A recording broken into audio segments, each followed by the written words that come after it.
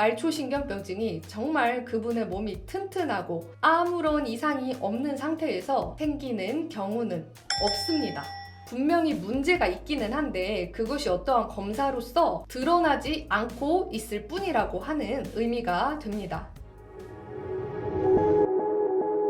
당뇨병뿐만 아니라 아무런 지병이 없다고 생각했던 분들에게 혹은 가벼운 고혈압 약 정도 먹으면 그만이었던 분들에게 말초신경병증 진단은 정말 당황스러울 수 있습니다. 인터넷을 많이 찾아보셨겠지만 당뇨병 때문에 혹은 항암치료 때문에 생긴 말초신경병증에 대한 이야기는 있지만 특발성 말초신경병증이라고 하는, 그러니까 이유를 찾지 못한 상태에서 어쨌든 말초신경병증이긴 합니다 라고 하는 설명을 내포하는 이 진단명을 가진 분들을 위해서 따로 정리되어 있는 정보는 많지 않은 것으로 생각됩니다. 따라서 오늘은 말초신경병증은 맞지만 특발성, 그러니까 그 원인 질환을 찾지 못했다라고 하는 이러한 이상한 병명을 들으신 분들에게 왜 당신의 몸에 이런 일이 일어나게 됐는지 설명해 드리겠습니다.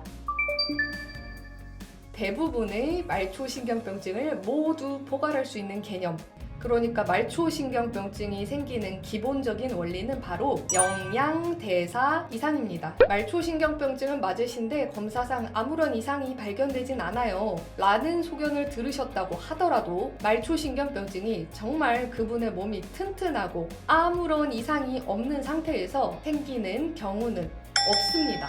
분명히 문제가 있기는 한데 그것이 어떠한 검사로서 드러나지 않고 있을 뿐이라고 하는 의미가 됩니다. 오늘은 이 영양대사 이상에만 초점을 맞춰서 설명해 드리려고 합니다. 이거를 제외한 또 다른 요인 중에 굉장히 중요한 부분인 정신적인 스트레스에 관한 내용도 하나 있기는 한데요. 이 부분에 대한 거는 또 설명해 드릴 것이 굉장히 많기 때문에 나중에 떼어서 따로 설명을 한번 드리도록 하겠습니다. 어쨌든 그러면은 영양대사 이상이라고 하는 게 무엇을 지칭하는 것인지, 그것 때문에 왜 말초신경병증이 생겼다는 것인지 최대한 이해하시기 쉽게 설명해 드리겠습니다. 말초신경이라고 하는 것은 우리 몸의 정말 구석구석에 곳곳에 퍼져 있는 가느다랗고 여리고 연약한 어떠한 구조물이다 라고 생각하시면 쉽습니다. 나무의 뿌리에 비유를 해서 설명을 해드리자면 손가락으로 잘못해서 톡 건드리기만 해도 으스러질 것 같은 정말 가느다란 잔뿌리를 한번 상상해 보시기 바랍니다. 이 잔뿌리는 도대체 무엇의 영향을 받을까요?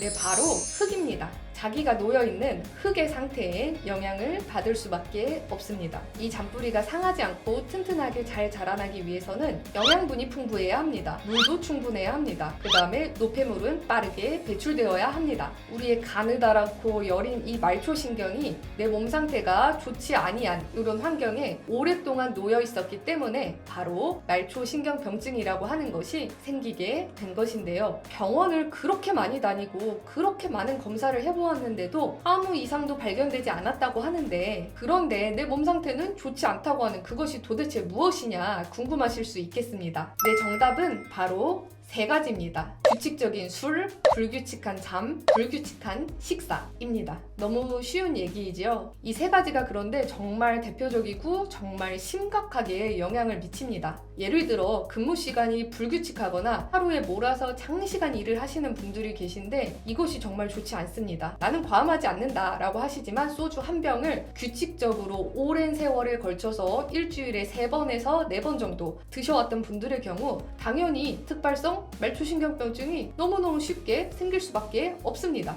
이렇게 말씀드린 생활 습관이 쌓이고 쌓여서 점점 말초신경을 손상시키다가 어느 순간 뻥 그 증상이 터져서 당신의 특발성 말초신경병증이 된 것입니다. 만약 여러분께서 어쨌든 내가 특발성 말초신경병증인 걸 알았고 약을 먹고 있고 증상이 없다면은 오늘 영상은 굳이 여러분께 도움될 것이 없습니다. 하지만 만약에 저리거나 감각이 무딘 것, 몸이 따끔거리고 화끈거리고 쓰라리고 이러한 증상의 강도가 점점 세지거나 아니면은 증상의 범위가 넓어지고 있으시다면은 당장 규칙적인 술, 불규칙한 잠, 불규칙한 식사 이 세 가지는 반드시 고치셔야만 이러한 고통에서 벗어날 수가 있습니다. 만약에 본인의 근무 여건상, 생계상 도저히 이런 생활 습관을 교정하기가 어렵다고 하시는 경우 그리고 더불어서 말초신경병증 증상도 좋아지지 않고 지속되거나 점점점 심해지고 있는 상황이라고 하시는 경우에는 그냥 그에 알맞게 치료를 받으시는 편이 좋습니다. 그러니까 개인의 몸 상태나 생활 패턴 이런 것들을 종합하였을 때 최대한 적합하게 몸의 영양, 대사 기능을 조절해 주면서 말초신경병증으로 인한 통증이나 이상 감각을 줄여줄 수 있는